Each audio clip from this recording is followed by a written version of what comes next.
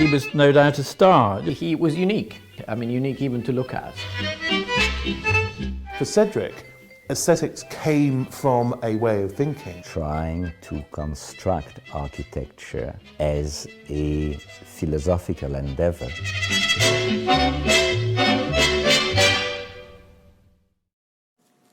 Cedric Price was born on 11 September 1934 in Stone, Staffordshire, the second child of the architect Arthur John Price, who worked for the firm which built the Odeon cinema chain. He attended several convent schools before entering Allen's Grammar School, Stone, in the summer of 1943. Price matriculated at St. John's College in 1952, graduating with a bachelor in architecture. During his years at Cambridge, Price involved himself in a number of architectural, artistic, and political activities and organizations, including Cambridge University Society of Arts, which he served as president from 1954 to 1955. From Cambridge, he moved on to the Architectural Association School of Architecture in London, achieving his Diploma of Architecture in 1957. Where he encountered and was influenced by the modernist architect and urban planner Arthur Cohn. The school appointed him as a part-time lecturer in 1958, their youngest appointee to that date, and he continued to teach for the school at the Council of Industrial Design until 1964. In my work now on the AA files and the editing work I'm doing at the AA, as a sort of side project, I'm increasingly looking at the idea of the AA and the way the AA has represented itself through media, through the printed form, through the broadcast form, through all forms of graphics. And Cedric is absolutely fundamental to that, not least because you first see him at the AA just like any other AA tutor, as a kind of figure doing a desk crit, leaning over a student, pointing out certain aspects in a drawing. So you see there's early pictures of him in the late 1950s, early 60s there at the AA in a studio setting. Then increasingly when the Boyarskian revolution comes through the AA, he's pulled out of the studio and placed in front of an audience. And he starts to give these characteristically sort of mellifluous and performative and compelling lectures. After teaching at the AA, he worked for the architects Maxwell Fry and Dennis Lauren from 1957 to 1958. He established his own practice, Cedric Price Architects, in 1960, which operated from premises at 38 Alfred Price in London until 2002. From the 1960s and into the early 1970s, his visionary thinking contributed to the development of new philosophies about architecture, time, and space and within the city. It was also during this period that many younger architects saw the need for a radicalization of architecture. They began to envision a built form that was no longer merely static, but instead comprised of spaces in time that were both informed and were informed by the complex social, economic, and cultural changes of dynamic societies. This view also contributed to a shift in the thinking of the city as well. It was no longer conceived as a cohesive structure, but instead as an unstable series of systems in continual transformation, constantly recognition, and rearranging itself through a process of both expansion and retraction. 1960 begins with the Aviary for London Zoo, designed in 1961 with Lord Snowman and Frank Newby. With the structural engineer Frank Newby, he co-founded the Lightweight Enclosure Unit in 1969 to pursue their interest in design and research into pneumatic structure.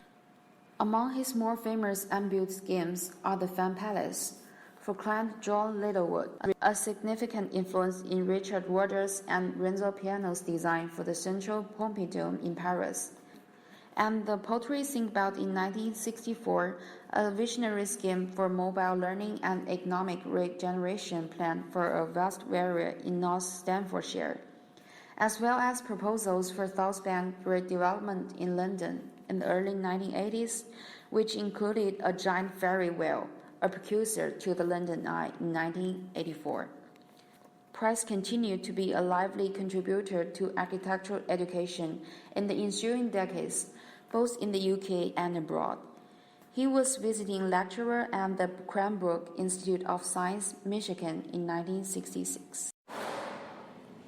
From Price's 1966 National School Plan proposal aimed at improving the range and standard of architectural students' training by totally restructuring the national architectural education machine. In 1971, Ford's Poyat Architectural School Network, Poyat, a venture in nomadic architectural learning, teaching and outreach in the form of a double-decker bus that traveled across British in 1973. Also in 1971, completes one of his few finished buildings, the Interaction Centre in Kentish Town, London. From Paul Range talk about the first breakfast with Cedric Price in 1983, like all the rest over the next 2 decades, was a marvelous mix of anecdote, gossip, political speculation, architectural analysis, plus, of course, breakfast itself. My life with Cedric was based around breakfast and being the occasional editor of columns that he wrote, first for Building Design, subsequently for the Architect's Journal when I changed magazines in 1994. So apart from the breakfast, he was also a contributor to magazines I was editing. And the columns were always very different. They were different in format, different in subject matter. The final series that he did for the Architect's Journal were really a series of collages with captions of things that had caught his eye during the week or the month that he put together with some kind of political and or architectural comment. And I suppose that what I benefited from in this relationship of editor-contributor was a certain way of thinking about things. And I think it enhanced what I think I had a bit already, which was a certain ability to look at situations and to think clearly about them, you know, as a historian might. Cedric became the Architecture Association School's first senior research fellow in 1992, and he was visiting professor of architecture in Rice University in 1992 to 1993, was awarded Doctor of Design in 1995. Price was an active member in numerous and sometimes unusual professional and related bodies, including the Architectural Association, RIBA, London Subterranean Survey Association, Society of Underwater Technology, the Royal Agricultural Society, and the only architect to belong to the National Institute of Demolition Contractors. Once called the Point King of the World of Ideas, Cedric Price was among the most influential architects of the 20th century, who, although he built very little, is remembered as a revolutionary in the world of design. Time, he insisted, was the fourth dimension in architecture and planning, and doubt, delight, and change essential design criterion in order to establish a valid equation between contemporary social aspirations and architecture. In 2002, Price was awarded the Australian Frederick Kistler Prize for Architecture and Arts. He died on August 10, 2003, and he never married. What is the most important question that one should ask about Cedric? Well, I can tell you well, I don't know whether it's the most important, but it's the one that I get asked most frequently, which is whether Cedric wanted to build or not. Price achieved at the CCA is comprehensive, covering virtually all documents produced over nearly 50 years of activity as architect, author, and teacher, with materials dating from 1953 to 2000. Overall, there are more than 15,000 drawings and prints and over 50 models.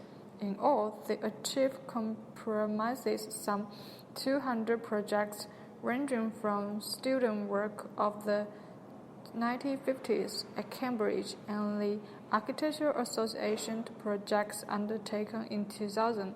They are complete records for Cedric's most celebrated projects. And Cedric's most significant project is the project of his life.